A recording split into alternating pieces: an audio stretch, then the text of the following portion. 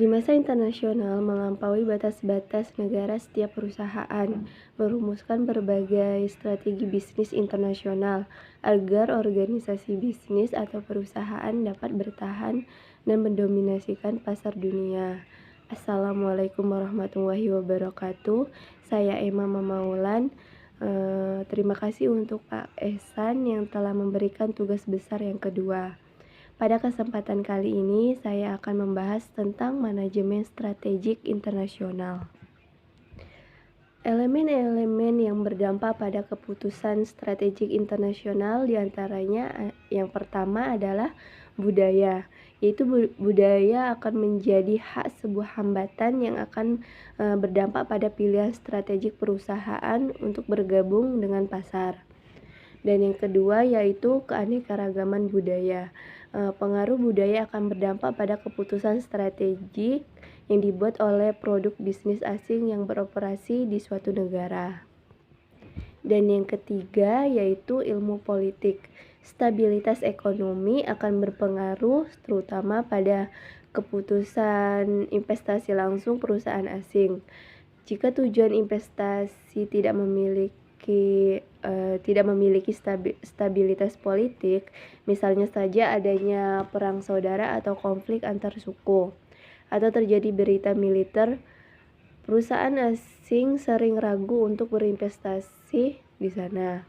Dan yang keempat yaitu ekonomi. Pertimbangan ekonomi berarti perkembangan ekonomi nasional akan berdampak pada keputusan strategi perusahaan asing untuk memasuki pasar suatu negara. Pertumbuhan ekonomi menunjukkan bahwa daya beli warga suatu negara membaik, menunjukkan bahwa negara tersebut dapat dimanfaatkan sebagai pasar yang profektif bagi perusahaan asing yang menjual produknya. Dan yang kelima yaitu keterlibatan pemerintah. Unsur investasi pemerintah juga akan berdampak pada keputusan strategi perusahaan internasional, seperti campur tangan pemerintah yang berlebihan membatasi kebebasan operasi perusahaan internasional yang akan mengakibatkan terbatasnya investasi asing. Dan yang keenam yaitu ketenagaan kerja. Masalah ketenagaan kerja juga mempengaruhi keputusan strategik sebuah pasar asing untuk berinvestasi dan beroperasi di suatu negara dengan memastikan biaya tenaga kerja yang rendah. Dan yang ketujuh yaitu hubungan industri atau perburuhan faktor lingkungan industri atau hubungan kerja yang dikendalikan oleh Undang-Undang Ketenagaan Kerja atau Undang-Undang Ketenagakerjaan juga akan mempengaruhi keputusan strategi perusahaan multinasional seperti pembentuk sertifikat pekerja.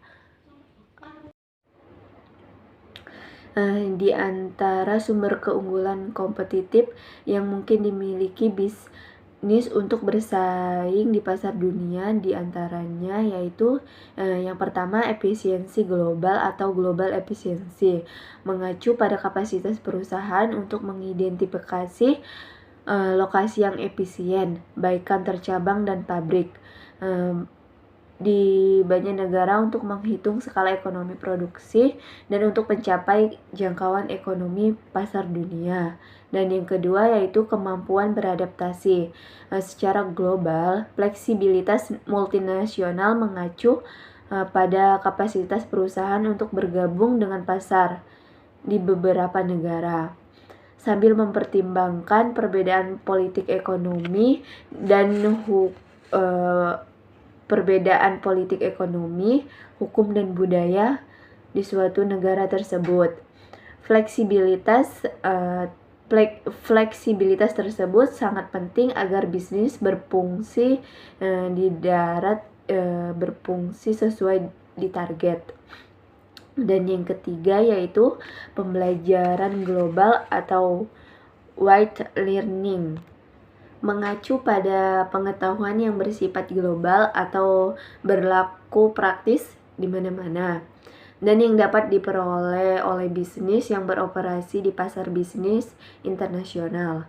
Mengetahui bahwa ada perbedaan hukum secara internasional, bahwa tidak semua perusahaan dapat dijual bebas di negara yang berbeda.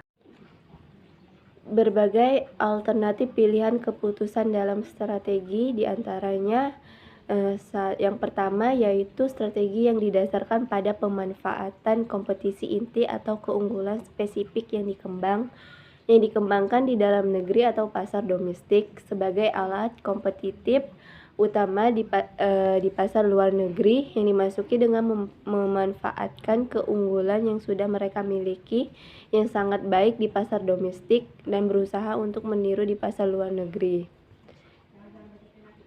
Dan yang kedua yaitu strategi multidomestik, yaitu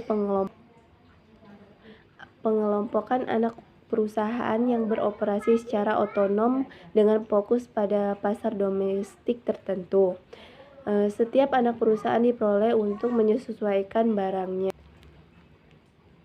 Dan yang ketiga yaitu global strategic, di mana melihat dunia sebagai pasar tunggal dan berfokus pada tujuan utama penerapan standar ekonomi untuk memenuhi tuntunan pelanggan. Global strategi ini hampir kebalikan dari strategik multidomestik. Dan yang keempat yaitu strategi tradisional, yaitu menggabungkan manfaat efisiensi perusahaan internasional di seluruh dunia dengan keuntungan serta kerugian lokal dari reaksi perusahaan multinasional. Terdapat 4 elemen dasar pengembangan strategik, diantaranya adalah kemampuan khas.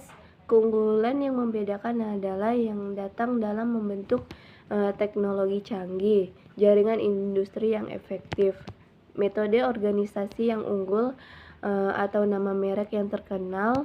Tanpa kompetensi yang khas, perusahaan asing akan sulit bersaing dengan perusahaan dalam negeri yang diyakini lebih mengenal pasar lokal. Dan yang kedua yaitu lingkup operasional, dapat berupa wilayah geografis bangsa bila yang negara dan atau pengelompokan negara saat digunakan untuk menentukan ruang lingkup. Dan yang ketiga yaitu alokasi sumber daya melalui produk lini geografis dan lini produk geografis. Dan yang keempat yaitu sinergi, yaitu bagaimana banyak komponen perusahaan dapat bekerja secara harmonis. Tujuan strategi adalah untuk menciptakan lingkungan lebih besar daripada jumlah bagiannya. Dasar pengembangan sebelumnya. Terima kasih. Assalamualaikum warahmatullahi wabarakatuh.